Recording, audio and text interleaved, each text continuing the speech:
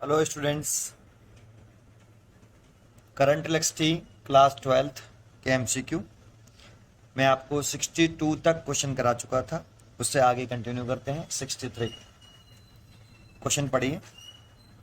A potentiometer can measure EMF of cell because the sensitivity of a potentiometer is large, no current is drawn from the cell at balance, no current flow in the wire of potentiometer at balance, internal resistance of cell is neglected। अब देखो, इसमें B और सी वाली problem में बच्चे गलती करते हैं, है ना। आंसर इसका बी है, लेकिन बच्चे कुछ नो कंट सोच के सी भी टिक कर देते हैं कभी कभी। थोड़ा कॉन्सेंट्रेट करो। आपको मालूम हो कि जब हम पोटेंशियोमीटर बनाते हैं ऐसे,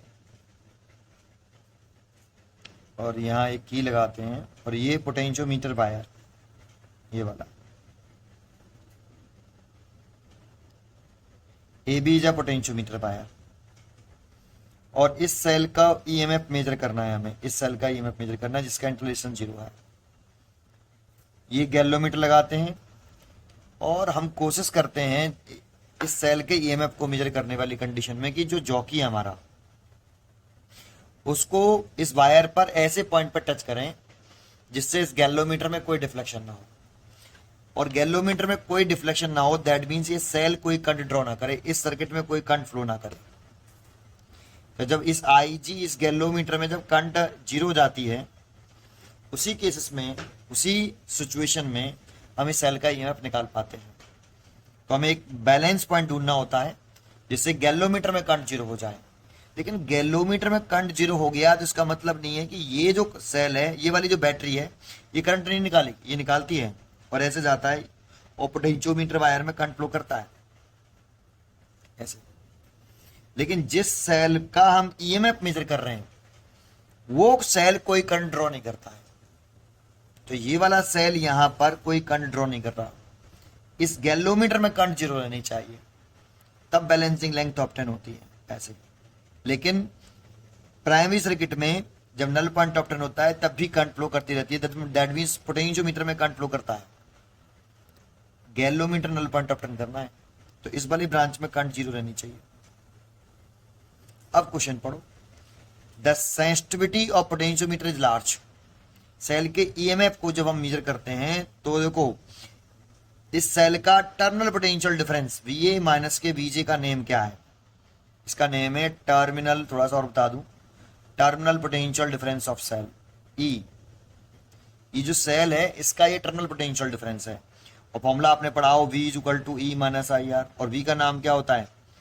terminal potential difference of cell. If अगर इस सेल में कोई करंट फ्लो नहीं करेगी, दैट मीन्स इस सर्किट में, इस वाली ब्रांच में कोई करंट ना फ्लो करे, उसमें तो गैलोमीटर में फ्लो करने वाली करंट, इफ आई जी अगर 0, दैट मीन्स आई 0, तो सेल का जो टर्मिनल पोटेंशियल डिफरेंस है वो अगर आई 0 रख देंगे तो सेल का टर्मिनल पोटेंशियल डिफरेंस ही सेल के ईएमएफ के इक्वल हो जाएगा।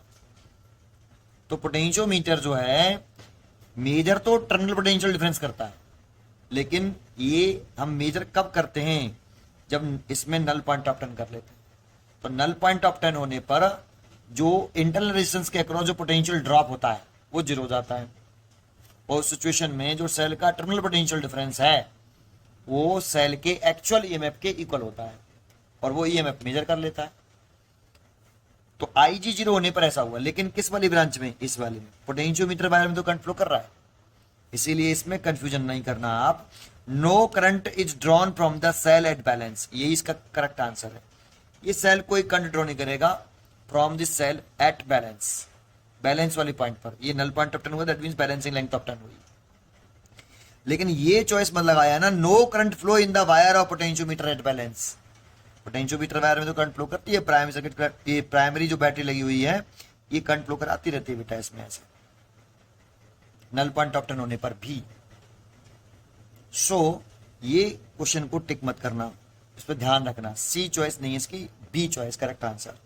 63 का जो है B is A correct answer. चलिए 64 देखते हैं।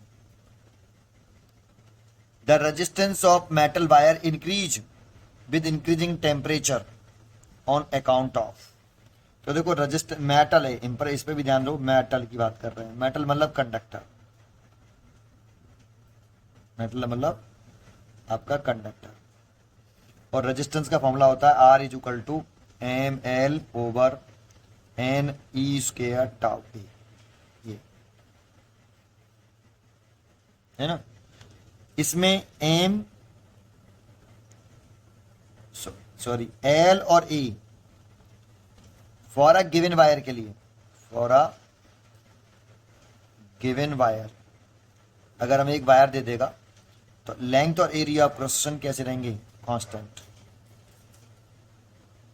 और गिवन वायर के लिए कांस्टेंट रहेंगे एक। दूसरा इसमें एम और ई ये परमानेंट कांस्टेंट है, मास ऑफ इलेक्ट्रॉन और इलेक्ट्रॉन पर चार्ज। कोई भी मेटल हो, कोई से भी कंडक्टर हो, सबके लिए कांस्टेंट ही रहते हैं, ये हमेशा ही कांस्टेंट रहते हैं। तो एम कांस्टेंट हो गया, एल कांस्टेंट हो गया, ए कांस्टेंट हो गया, ई कांस्टेंट हो गया, बचा एन और टॉय। जानते हो मेटल में किसी भी मेटल के एक एटम में आउटर मोस्ट ऑर्बिटल में जो इलेक्ट्रॉन है वो न्यूक्लियस के साथ वेरी वेरी लूजली बाउंड होते हैं, बैलेंस इलेक्ट्रॉन जिन्हें बोलते हैं। तो वो बहुत ज्यादा लूजली बाउंड होते हैं, बहुत बहुत कम टेम्परेचर पर ही वो ऑलरेडी सारे इलेक्ट्रॉन फ्री हो जाते हैं।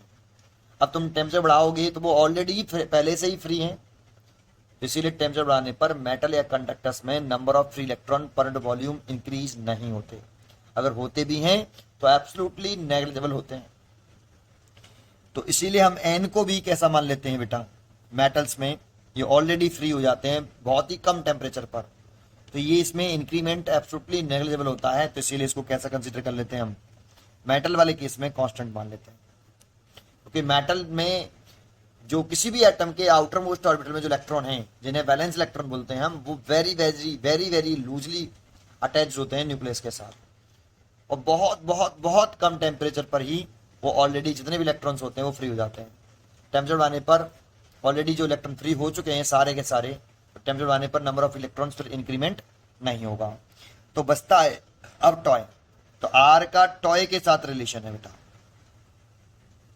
आर का टॉय के साथ रिलेशन है रेजिस्टेंस का, है ना। और यहां रेजिस्टेंस ही कह रहा है मेटल का कि टेम्परेचर बढ़ाने पर रेजिस्टेंस बढ़ता है उसका। ये कह रहा है क्वेश्चन में कि अगर हम टेम्परेचर इंक्रीज करते हैं, ये क्वेश्चन की डिमांड है, तो रेजिस्टेंस इंक्रीज हो जाता है। उसका कॉज पूछ रहा है आपसे कि रेजिस्टेंस क्यों इंक्रीज होता है टेम्परेचर इंक्रीज करने से।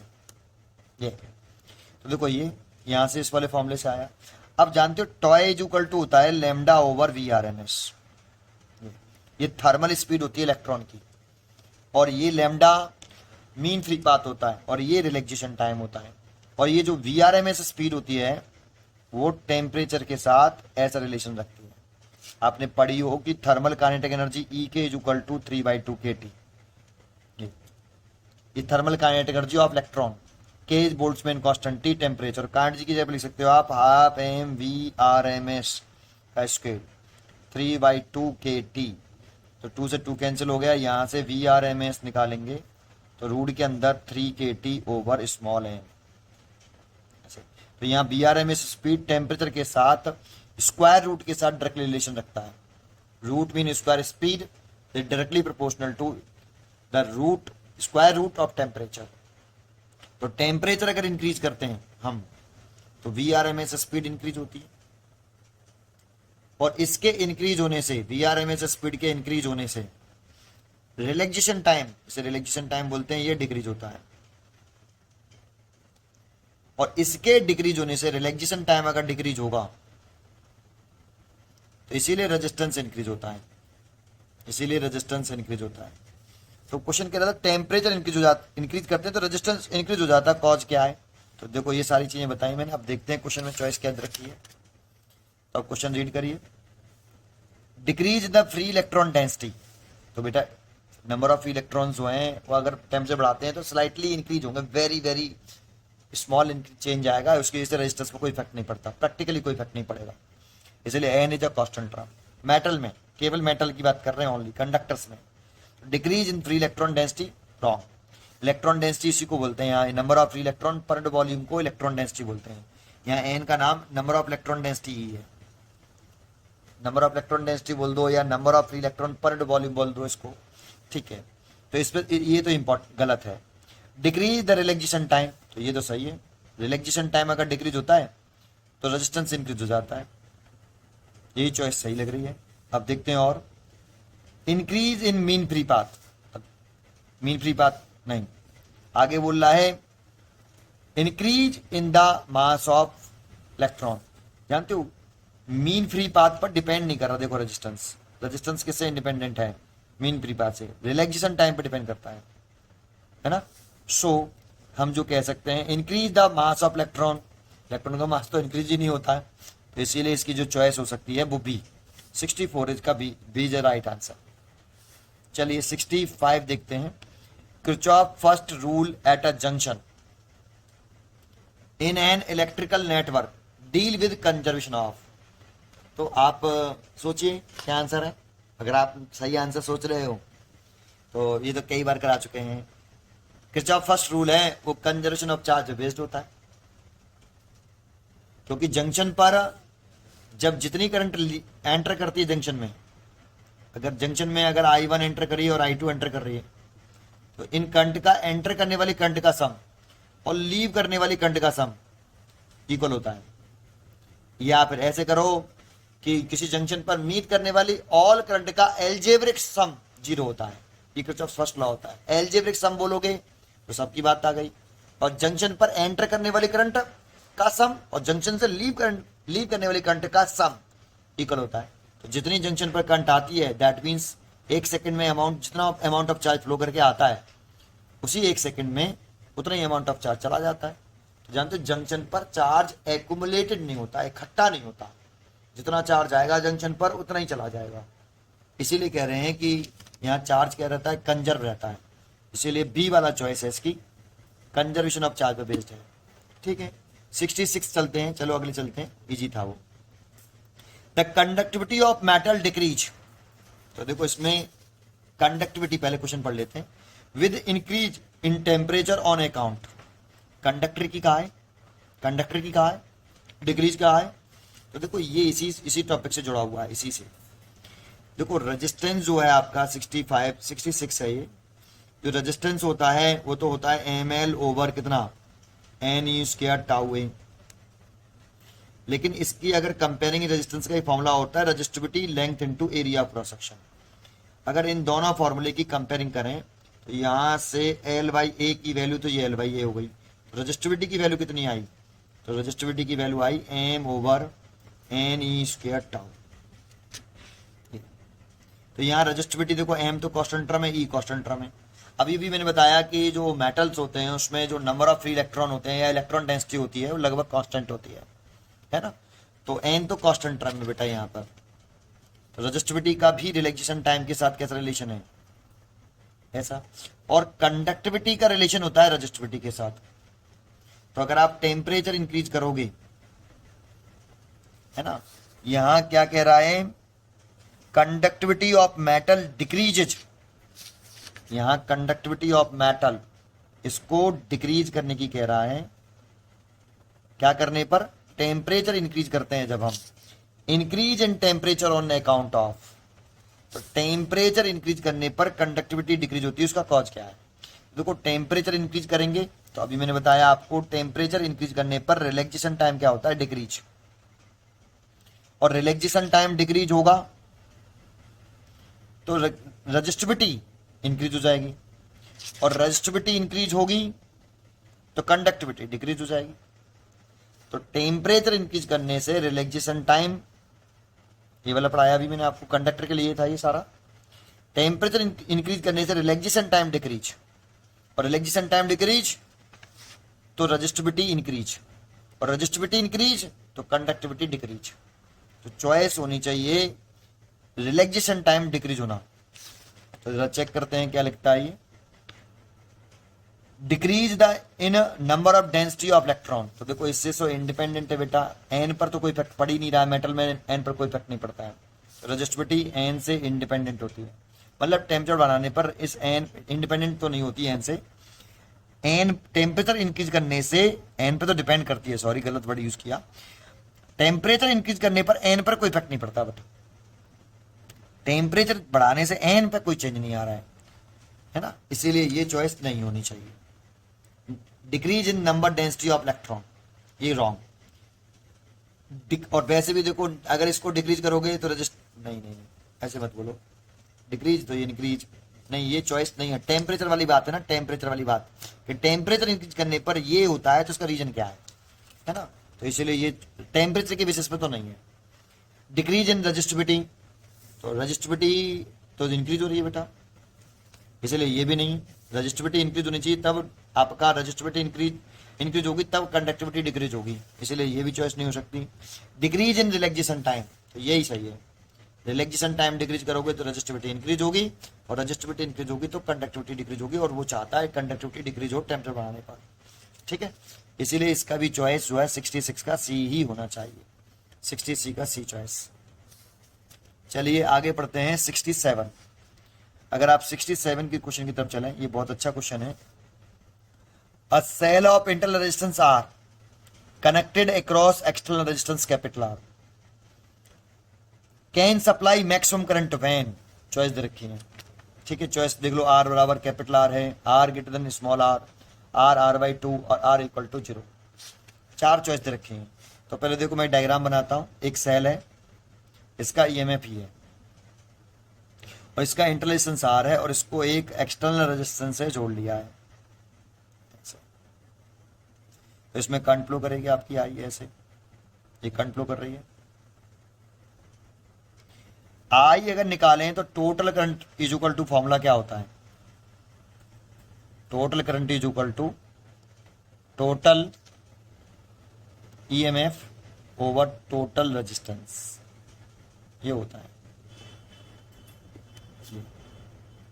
ठीक है, इस सर्किट की टोटल करंट आपको दिख रही होगी, आई है, तो आई लिख दिया।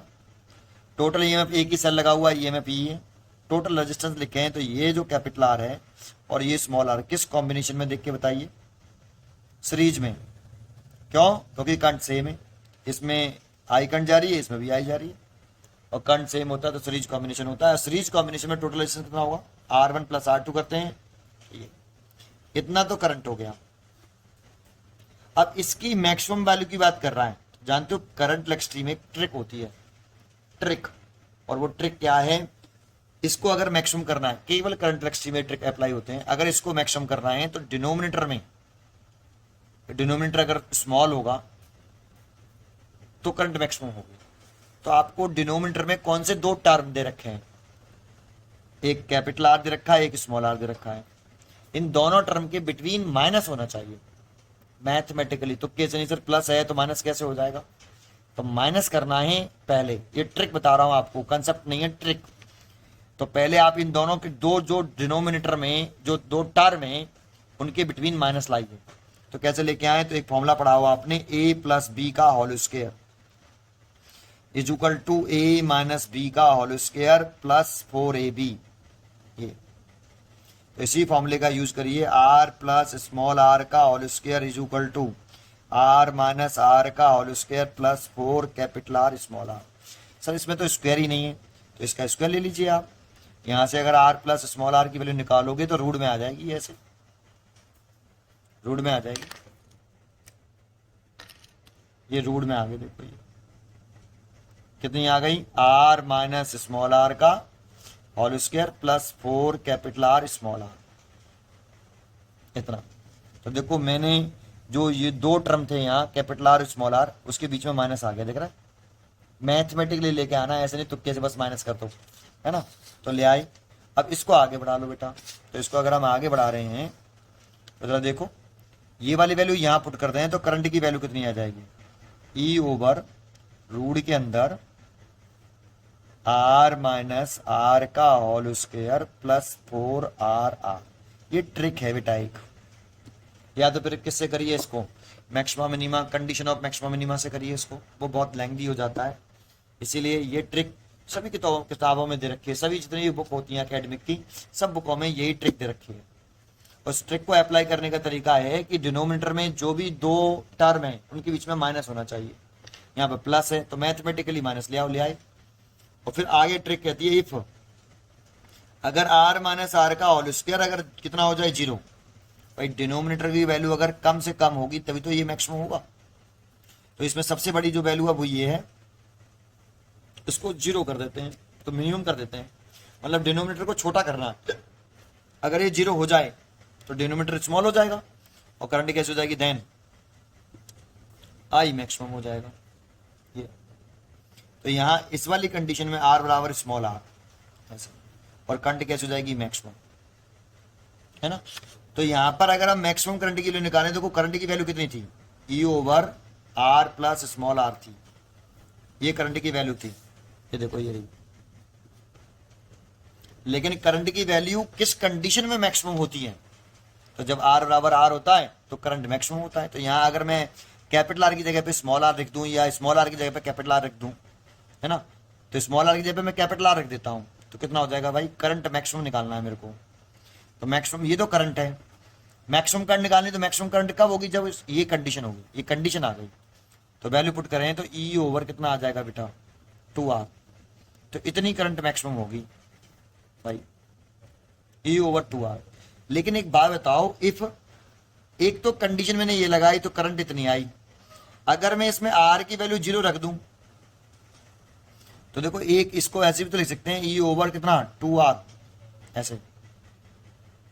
2R क्यों लिख सकते हैं, क्योंकि कैपिटल आर तो स्मॉल आर बराबर है ना, और इक्वल है। अगर ये तो आप चाहे स्मॉल आर लिखो चाहे कैपिटल आर लिखो, बात तो एक ही है। तो ये भी लिख सकते हैं कि ये दोनों एक ही बात है।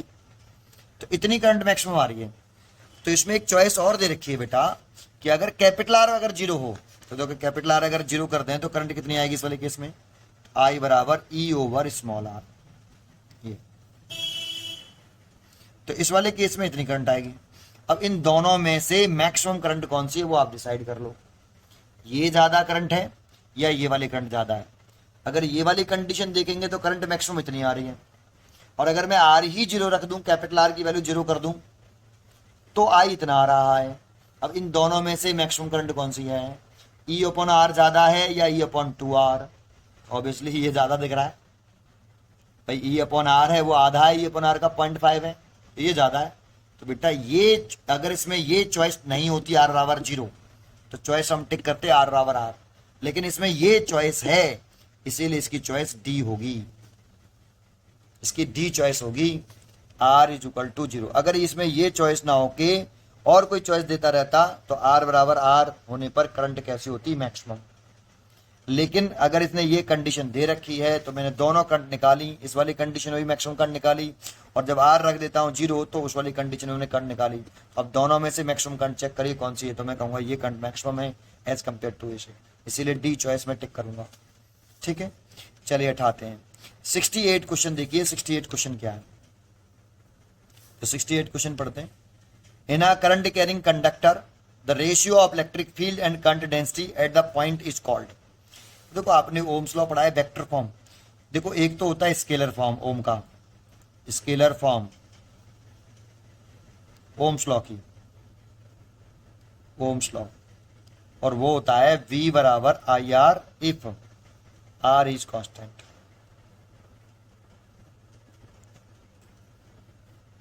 ये कह दो ये ओम्स लॉ है, या फिर ये जरूर लिखना आर कांस्टेंट, या ये कह दो V और I का रेशियो कैसा रहे, कांस्टेंट, और ये कांस्टेंट टर्म कौन हो, आर। ये होता है ओम्स लॉ, है ना। लेकिन ये स्केलर फॉर्म है, एक होती है वेक्टर फॉर्म, और वेक्टर फॉर्म होती है J is equal to sigma E।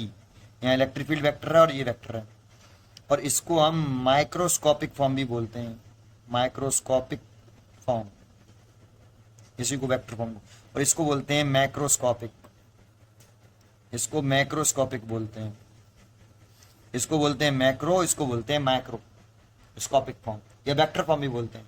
अब यहां से क्या पूछ रहा है हमसे, इलेक्ट्रिक फील्ड पहले बोला, करंट डेंसिटी बाद में बोला, इनका रेशियो पूछ रहा है। तो इलेक्ट्रिक फील्ड को ऊपर रखना है, इसको इसके नीचे ले आओ तो J आ गया, और इसको इधर ले आओ तो 1 सिग्मा, और 1 सिग्मा रजिस्टिविटी होता है, sigma is equal to 1 upon resistivity होता है। तो ये हो गया भाई, तो एक इसके बराबर आ रहा है, रजिस्टिविटी के इक्वल आ रहा है, तो रेशियो होता है रजिस्टिविटी। तो 68 का हो गया डी, सॉरी ए, 68 का क्वेश्चन का आंसर हो गया ए, रजिस्टिविटी की बराबरी तो आ रहा है रेशियो। ठीक है, 69 देख रहे हैं, क्वेश्चन नंबर 69, उसको देखिए। Resistivity of given conductor depends upon, तो देखो कंडक्टर का है और रजिस्टिविटी का फॉर्मूला होता है M over N E square tau, ये होता है रजिस्टिविटी का फॉर्मूला। ये अभी मैंने आपको पीछे बताया था, रजिस्टिविटी का फॉर्मूला देखो ये रहा, कंपेयरिंग करके ये रहा, ये बताया ये रहा रजिस्टिविटी। इस रजिस्टिविटी के इस फॉर्मूले की बेसिस पर जरा चेक करो कि रजिस्टिविटी किस किस पर डिपेंड करती है और किससे इंडिपेंडेंट होती है। तो देखो आप लिख रहा है डिपेंड्स अपॉन, कह रहा है टेम्परेचर, तो टेम्परेचर पर डिपेंड करती है तो करती है। यानी तो एक्चुअल में रजिस्टिविटी एम और ई तो कांस्टेंट टर्म है, परमानेंट कांस्टेंट है, मास ऑफ इलेक्ट्रॉन है और ई जो है इलेक्ट्रॉनिक चार्ज है, इलेक्ट्रॉन पर जो चार्ज है परमानेंट कांस्टेंट है। कोई सा भी मटेरियल हो, कोई सा भी कंडक्टर हो, कुछ भी हो, एम रजिस्टिविटी केवल और केवल एक तो एन पे डिपेंड कर रही है, ये है electron density, number of electron density या नंबर ऑफ फ्री इलेक्ट्रॉन पर यूनिट वॉल्यूम, और एक डिपेंड कर रही है इस पर, टाउ पर। जानते हो एन किस पे डिपेंड करता है? एन नंबर ऑफ इलेक्ट्रॉन पर यूनिट वॉल्यूम, लार्ज होंगे या स्मॉल होंगे, ये डिपेंड करता है नेचर ऑफ मटेरियल। जैसे सबसे ज्यादा नंबर ऑफ फ्री इलेक्ट्रॉन पर यूनिट वॉल्यूम होते हैं सिल्वर में, उससे कम कॉपर में होते हैं। तो मटेरियल चेंज हो रहा है तो एन चेंज हो रहा है। और रिलैक्सेशन टाइम डिपेंड करता है टेम्परेचर पर। अभी मैंने आपको पीछे ही बताया था कि रिलैक्सेशन टाइम डिपेंड करता है टेम्परेचर पर।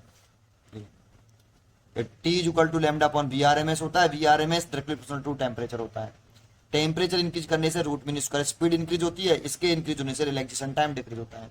तो टेम्परेचर इंक्रीज करने से रिलैक्सेशन टाइम डिक्रीज हो जाता है, और रिलैक्सेशन टाइम डिपेंड करता है रजिस्टिविटी पर।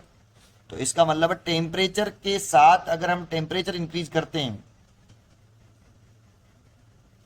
तो ये रिलैक्सेशन टाइम जो है, जैसे बता दूं आपको, टॉय बराबर लैम्डा अपॉन VRMS था, रिलेशन बता देता हूं, और VRMS की वैल्यू थी रूट के अंदर 3kT/m।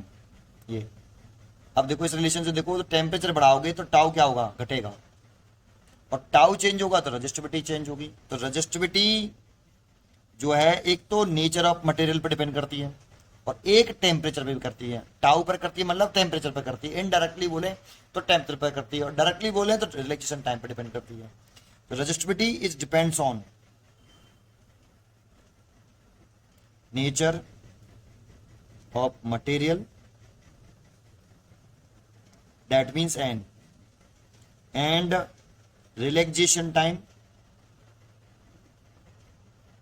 दैट मीन्स टेम्परेचर, इन पे तो डिपेंड करती है। और लेंथ और एरिया ऑफ क्रॉस सेक्शन से कैसे होती है, इंडिपेंडेंट होती है। लेंथ और एरिया ऑफ क्रॉस सेक्शन से इंडिपेंडेंट होती है।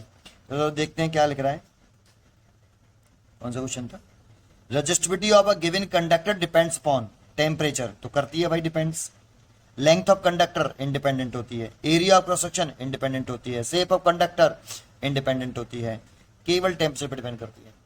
ओनली इस वाली चॉइस के अकॉर्डिंग टेम्परेचर पर डिपेंड करती है।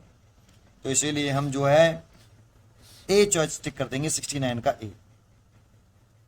ठीक है, आगे पढ़ते हैं, अगली क्वेश्चन देखते हैं। अगला क्वेश्चन है 70, the ratio of current density and electric field. देखो अभी ये क्वेश्चन किया हमने यहाँ, ये वेक्टर फॉर्म वाला, लेकिन उस क्वेश्चन में उस क्वेश्चन में अंतर क्या है, सब 70 क्वेश्चन है। करंट डेंसिटी वेक्टर फॉर्म होता है, करंट डेंसिटी, जे का नाम करंट डेंसिटी सिग्मा ई। अभी थोड़ी देर पहले उसने यहां पर क्वेश्चन में पूछ रहा the ratio of current density and electric field, current density और इलेक्ट्रिक फील्ड का रेशियो, तो इलेक्ट्रिक फील्ड को नीचे लेके आए, तो ये, लेकिन यहां पे तो करंट डेंसिटी और इलेक्ट्रिक फील्ड का रेशियो पूछा, और पीछे वाले क्वेश्चन में इलेक्ट्रिक फील्ड और करंट डेंसिटी का रेशियो पूछा था पीछे वाले क्वेश्चन में। अगर इसको उल्टा करेंगे, रिवर्स करेंगे, तो ये 1/सिग्मा हो जाएगा, और 1/सिग्मा रजिस्टिविटी होता है, तो E/J is equal to resistivity, है ना। तो यहाँ J/E पूछा है, वहां E/J पूछा था। देखो पहले वाले क्वेश्चन पूछा था रेशियो ऑफ इलेक्ट्रिक फील्ड, पहले कहा था, करंट डेंसिटी बाद में कहा है। तो इलेक्ट्रिक फील्ड और करंट डेंसिटी, रजिस्टिविटी, इसीलिए हमने चॉइस टिक की थी ए। लेकिन 70 क्वेश्चन में अब करंट डेंसिटी पहले कह दिया, और इलेक्ट्रिक फील्ड क्या बोलते हैं इस रेशियो को, तो कंडक्टिविटी बोलते हैं। इसका नाम क्या है, इसका नाम कंडक्टिविटी। और इसका नेम रजिस्टिविटी। सो इसकी चॉइस हो गई 70 की conductivity B. 70 is B answer. 71 पढ़ते हैं। 71 for a fixed potential difference applied across a conductor. देखो इस पर भी ध्यान देना है, फिक्स्ड पोटेंशियल डिफरेंस। अब बच्चे इस पर ध्यान ही नहीं देते। The drift speed of the free electron does not depends upon. तो देखो ड्रिफ्ट वेलोसिटी का जो फॉर्मूला होता है, एक तो ये होता है ई टॉय डिवाइडेड बाई एम। यहाँ ई इलेक्ट्रिक फील्ड होता है, जैसे कोई कंडक्टर है, ये इस कंडक्टर की लेंथ एल है और area of cross section A है। और जब हम बैटरी या सेल लगा के एक पोटेंशियल डिफरेंस अप्लाइड करते हैं यहाँ पर, जैसे मैंने पोटेंशियल डिफरेंस अप्लाइड किया, तो इसके इनसाइड एक इलेक्ट्रिक फील्ड जनरेट हो जाता है कंडक्टर के अंदर ई। और ये जो इलेक्ट्रिक फील्ड होता है ई, ये V potential difference upon length के बराबर होता है ऐसे। अब देखो उसने क्वेश्चन में साफ कहा है कि for a fixed potential difference across a conductor. तो जानते हो जब क्वेश्चन में पोटेंशियल डिफरेंस की बात चल रही है और इसको कांस्टेंट बना रहा है, तो आप इस रिलेशन से नहीं कर सकते। आपको पहले इस रिलेशन को पोटेंशियल डिफरेंस के टर्म में लाना पड़ेगा। Drift velocity is equal to E V is a potential difference tau over M L. अब ये सही है। अब देखो फिक्स्ड पोटेंशियल डिफरेंस, देखो ई कांस्टेंट है, एम कांस्टेंट है, और ये तो परमानेंट कांस्टेंट होते हैं। तुम किसी भी मटेरियल का ले लो, इलेक्ट्रॉन पर चार्ज 1.6 10 की पावर मास के 19, मास ऑफ इलेक्ट्रॉन 9.1 10 की पावर मास के 31 kg, परमानेंट कांस्टेंट है। तो देखो ड्रिफ्ट वेलोसिटी किस किस फैक्टर पे डिपेंड कर रही है एक तो, और पोटेंशियल डिफरेंस उसने फिक्स कर दिया, तो इसको भी उसने कांस्टेंट कर दिया। तो आप देखो किस किस फैक्टर पे डिपेंड कर रही है। क्वेश्चन पूछ रहा है, देखो क्या डज नॉट डिपेंड पूछ रहा है, डज नॉट डिपेंड्स अपॉन, किस पे डिपेंड नहीं करता है। Free electron density in the conductor, तो इसमें तो इलेक्ट्रॉन डेंसिटी है ही नहीं, देखो तो इस पे करता ही नहीं है। तो ड्रिफ्ट वेलोसिटी वीडी इंडिपेंडेंट है किससे, नंबर ऑफ फ्री इलेक्ट्रॉन पर वॉल्यूम से, एन से, तो इंडिपेंडेंट है, बिल्कुल ठीक, डिपेंड नहीं करता, तो चॉइस सही है। उसने नॉट पूछा है, नॉट डिपेंड्स, तो नहीं करता। Free electron density in the conductor depend नहीं करता, ड्रिफ्ट वेलोसिटी डिपेंड नहीं करती इस पे, तो यही चॉइस करेक्ट है इसकी 71 का ए। और भी चॉइस देख लेते हैं। मास ऑफ इलेक्ट्रॉन तो करती है, देखो ये इलेक्ट्रॉन का मास है, ये रहा, इस पर ड्रिफ्ट वेलोसिटी डिपेंड तो कर ही रही है ना, है ना, रिलेशन तो है, कांस्टेंट है, तो क्या है, डिपेंड तो पोटेंशियल डिफरेंस पे भी कर रही है। समझ में आया। दूसरा लेंथ ऑफ कंडक्टर, सर इसमें देखो लेंथ नहीं है, अगर आप यहां से करोगे तो इसमें लेंथ है ही नहीं, तो आपको ऐसा लगेगा ड्रिफ्ट वेलोसिटी लेंथ से कैसी है, इंडिपेंडेंट है। जानते हो इसे से कर नहीं सकते, क्यों नहीं कर सकते, तो क्वेश्चन में वर्ड यूज किया है पोटेंशियल डिफरेंस कांस्टेंट है, इस वाले कंडीशन में करना है, तो इस वाले कंडीशन में फॉर्मूला ये है, तो लेंथ पे डिपेंड कर रहा है। देखो तो ड्रिफ्ट वेलोसिटी जो है मास के पर डिपेंड कर रहा है, ड्रिफ्ट वेलोसिटी लेंथ के साथ इनवर्स रिलेशन रख रहा है, तो इस पर भी कर रहा है। टेम्परेचर इन द कंडक्टर, तो देखो रिलैक्सेशन टाइम पे कर रहा है, ड्रिफ्ट वेलोसिटी रिलैक्सेशन टाइम पे करता है, और रिलैक्सेशन टाइम जो होता है वो लैम्डा अपॉन रूट के अंदर 3 kT अपॉन एम, वो टेम्परेचर पे डिपेंड करता है। तो रिलैक्सेशन देखो टेम्परेचर इंक्रीज करते हैं, ये भी एक क्वेश्चन बन गया कि अगर टेम्परेचर इंक्रीज करते हैं तो ड्रिफ्ट वेलोसिटी पे क्या इफेक्ट पड़ेगा, तो आंसर है टेम्परेचर इंक्रीज करते हैं अगर हम, तो रिलैक्सेशन टाइम घटेगा, और रिलैक्सेशन टाइम घटेगा तो ड्रिफ्ट वेलोसिटी भी डिक्रीज हो जाएगी, drift velocity decrease, temperature increase करने पर drift velocity of electron decrease हो जाती है, क्योंकि रिलैक्सेशन टाइम डिक्रीज हो जाता है, क्योंकि रिलैक्सेशन टाइम पर डिपेंड कर रहा है। इसमें भी देख लो, इसमें भी कर लो, लेकिन आप इसमें लेंथ वाला कंसेप्ट देखोगे तो इसमें लेंथ नहीं है, तो आपको लगेगा कि लेंथ पे डिपेंड नहीं कर रही, लेकिन बेटा यहाँ पे potential difference constant word use कर रहा है, सो इसीलिए ये लगाएंगे, और इसमें देखो लेंथ पे डिपेंड कर रहा है, तो इन तीनों फैक्टर पे डिपेंड कर रहा है। लेकिन क्वेश्चन पूछा है drift speed of free electron does not depends upon, किस पर डिपेंड नहीं करता है, तो इसीलिए हम चॉइस करेंगे 71 का ए। ठीक है, आगे बढ़ते हैं 72। Ohm's law is obey by extrinsic semiconductor, तो देखो ओम्स लॉ एक्सट्रिंसिक सेमीकंडक्टर के लिए और इंट्रिंसिक सेमीकंडक्टर के लिए एप्लीकेबल नहीं होता, सेमीकंडक्टर के लिए ओम्स लॉ एप्लीकेबल नहीं है, ये भी बात आपको आगे मालूम पड़ेगी, क्योंकि इसमें वी और आई के बीच में जब ग्राफ बनाते हैं हम, वी और आई के बिटवीन ग्राफ बनाते हैं सेमीकंडक्टर का, जैसे ये वी है और ये आई है, तो फॉरवर्ड बायसिंग में ग्राफ कुछ इस तरह से आता है, जैसे एक्सट्रिंसिक सेमीकंडक्टर होता है तो उसमें कुछ ग्राफ इस तरह से आता है ऐसे, और रिवर्स बायसिंग में बनाएं वोल्टेज और करंट में ग्राफ, तो कुछ इस तरह से आता है। और ओम्स लॉ जब होगा तो वी और आई में कैसा रिलेशन होगा, डायरेक्ट रिलेशन होगा, और डायरेक्ट रिलेशन होगा तो ये ओम्स लॉ है बेटा, ये डायरेक्ट रिलेशन है। और इस वाले केस में ग्राफ बनाए वी और आई के बीच में तो स्ट्रेट लाइन आएगा, और सेमीकंडक्टर में ग्राफ स्ट्रेट लाइन है ही नहीं है, चाहे इंट्रिंसिक हो चाहे एक्सट्रिंसिक हो, सेमीकंडक्टर के लिए ओम्स लॉ एप्लीकेबल नहीं होता, कंडक्टर के लिए होता है। कंडक्टर के लिए आपका ओम्स लॉ वैलिड होता है, लेकिन लो टेम्परेचर पर होता है। सर लो टेम्परेचर पर क्यों, हाई टेम्परेचर पर क्यों नहीं? जानते हो V over I equal to R, जानते हो जब तक R कांस्टेंट है तभी तक ओम्स लॉ है, जब तक R कांस्टेंट है तब तक ही ओम्स लॉ है। और R कांस्टेंट मेटल का जो रह सकता है, अगर मेटल में very very small current flow कराएंगे, बहुत ही small very very small current flow कराएंगे, तो हीट एनर्जी प्रोड्यूस बहुत कम होगी आई स्क्वायर आर टी से। और हीट एनर्जी बहुत कम प्रोड्यूस होगी तो उसका टेम्परेचर में जो चेंज आएगा, इंक्रीमेंट होगा, एब्सोल्युटली नेग्लिजिबल होगा। और टेम्परेचर एब्सोल्युटली नेग्लिजिबल इंक्रीज होगा तो रेजिस्टेंस जो है टेम्परेचर पर डिपेंड करता है, टेम्परेचर चेंज होने से रेजिस्टेंस चेंज हो जाता है, और रेजिस्टेंस जैसे चेंज हुआ फिर ओम्स लॉ रहा नहीं। जैसे ही रेजिस्टेंस चेंज हो जाएगा तो ओम्स लॉ वैलिड नहीं है। आपने पढ़ा भी होगी ओम्स लॉ की फिजिकल कंडीशंस, ओम्स लॉ में वायर की physical condition like temperature remains constant, तो वी और आई का रेशियो कांस्टेंट, और टेम्परेचर को कांस्टेंट रखना है तो करंट वेरी स्मॉल होना चाहिए बेटा, और करंट बहुत स्मॉल होगी तभी आपका टेम्परेचर कांस्टेंट रह पाएगा। एब्सोल्युटली नेग्लिजिबल थोड़ी सी करंट फ्लो कराई तो थोड़ा सा टेम्परेचर राइज करेगा, लेकिन उस टेम्परेचर राइज करने से जो रेजिस्टेंस में प्रैक्टिकली कोई चेंज नहीं आएगा, ये एज्यूम कर लेंगे और रेजिस्टेंस को कांस्टेंट मान लेंगे। लेकिन जब हाई करंट फ्लो करेगी तो टेम्परेचर चेंज हो जाएगा, टेम्परेचर चेंज होगा तो रेजिस्टेंस चेंज हो जाएगा, और रेजिस्टेंस चेंज रहा तो वी और आई का रेशियो कांस्टेंट नहीं रहा तो ये ओम्स लॉ नहीं रहा। सो इसीलिए ओम्स लॉ वैलिड है 72 का, आपका सी इज अ राइट आंसर।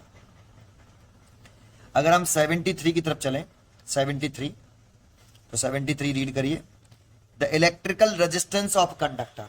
तो देखो इलेक्ट्रिकल रेजिस्टेंस मैंने आपको भी बताया m l over N E square tau A, ये तो varies directly proportional to the its area of cross section. तो देखो ये तो रॉन्ग चॉइस है, इनवर्स रिलेशन है, और वो कह रहा है डायरेक्टली रिलेशन है, directly proportional to area of cross section, जबकि रिलेशन कैसा है इनवर्सली, तो ये रॉन्ग चॉइस है।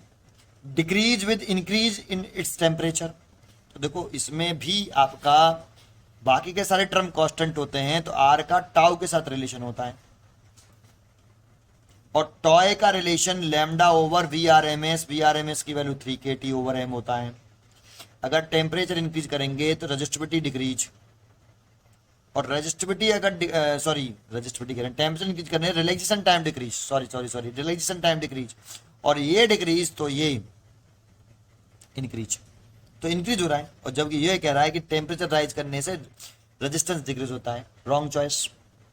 Decrease with increase in its conductivity, अगर कंडक्टिविटी इंक्रीज करेंगे तो डिक्रीज हो जाएगा रेजिस्टेंस। तो देखो इसको भी देख लेते हैं, रेजिस्टेंस इज इक्वल टू होता है रो एल बाई ए, ये भी तो होता है, इसकी जगह पर आप रो लिख सकते हो, और रो की जगह पर लिख सकते हो 1 सिग्मा एल बाई ए। अब ये कह रहा है कि अगर हम कंडक्टिविटी इंक्रीज कर दें, तो कंडक्टिविटी अगर हम इंक्रीज कर दी तो रेजिस्टेंस इन डिक्रीज हो जाएगा, तो हो तो रहा है, कंडक्टिविटी इंक्रीज करोगे तो रेजिस्टेंस डिक्रीज हो जाएगा, बिल्कुल राइट। 73 का सी चॉइस, 73 इसका C choice is right answer.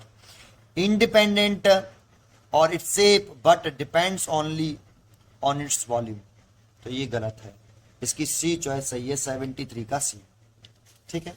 तो जो ये भी कंप्लीट हो गया, आगे चलते हैं, इसमें अगला क्वेश्चन देखते हैं 74। एक एलिमेंट है हीटर, रेटेड इतना, तो देखो ये हीटर पर रेटेड है, मान लो ये हीटर है, इस पर ये लिखा हुआ है, इस पर ये लिखा हुआ है रेटेड है, इसकी पावर P है, और इस पर ये रेटेड वोल्टेज है VR बराबर V। इससे क्या होता है, इस हीटर के वायर का जो रेजिस्टेंस है वो कितना है पता पड़ जाता है।